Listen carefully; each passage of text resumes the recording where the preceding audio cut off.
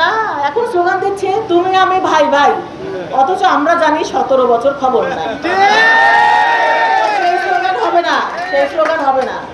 যে সমস্ত আমার ভাইরা এই 17 বছর লড়াই করেছে, গুম হয়েছে, খুন হয়েছে, মামলা খেয়েছে, ঘরে থাকতে পারেনি, চাকরি পায়নি, বাবা মার কাছে যেতে পারেনি, সন্তানের মুখ দেখতে পারেনি, সেই ভাইরা যারা আমাদেরকে রাস্তায় নিয়ে লড়াই করেছে, আর এখন কিছু চান্দাবাজ এসে যারা আতাত করে চলেছে আওয়ামী লীগের সময়, আর এখন এসে বড় বড় নেতা হয়ে যাওয়ার ধান করে, ওটা হবে না ভাই।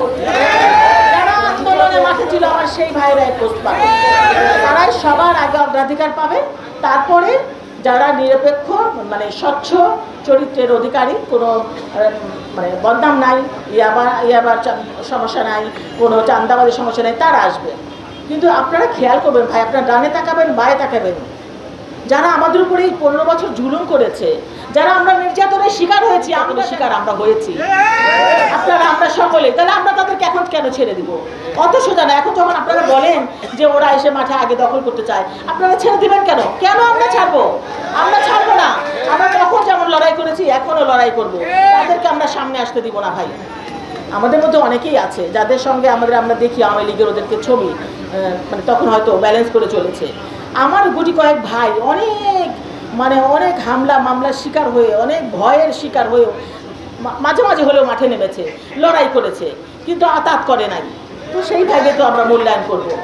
আমি মনে করব, আমি অত্যন্ত গর্বের সাথে জানাই, যারা আমাদের সঙ্গে রাজনীতি করে তাদের মধ্যে কেউ কারো কাছ থেকে এক কাপ চা খাইছে কিনা এমন প্রমাণ যদি কেউ দিতে পারেন, তাহলে আমার বিরুদ্ধে আপনারা সর্বোচ্চ ব্যবস্থা গ্রহণ করেন। অন্যদিকে যারা রাজনীতি করতেছে তারা কি করে, সেগুলো আপনাদেরকে মনিটরিং করা দরকার।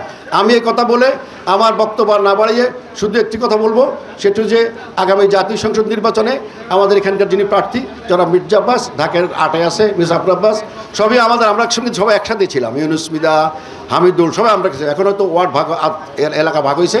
সুতরাং আমরা আগামী দিনে আমরা সবাই যার যে দায়িত্ব আছে সেই দায়িত্ব সঠিকভাবে পালন করব। এবং আজকে থেকে আমরা প্রত্যেক পাড়ায় মহল্লায় জনাব মির্জা আব্বাসের নেতৃত্বে পক্ষ থেকে ভোটের দুর্গ গড়ে তুলব এই আশা। আমরা অথচ পাইনি, মাঠে পাইনি, কিন্তু এখন দেখতেছি তারা খুব গুরুতর আকারে বিএমপি করতেছে। আমাদের দুঃখ নাই, বিএমপি করবে, কিন্তু কিছু কিছু ক্ষেত্রে দেখছি আমি আমার পরিবারের চাপের কারণে, আমি ব্যবসায়িকের কারণে, আমি পরিবারে একজন থাকার কারণে আমি বিএমপি করি না, আমলি করছি, এখন আবার বিএমপি করতে ইচ্ছুক।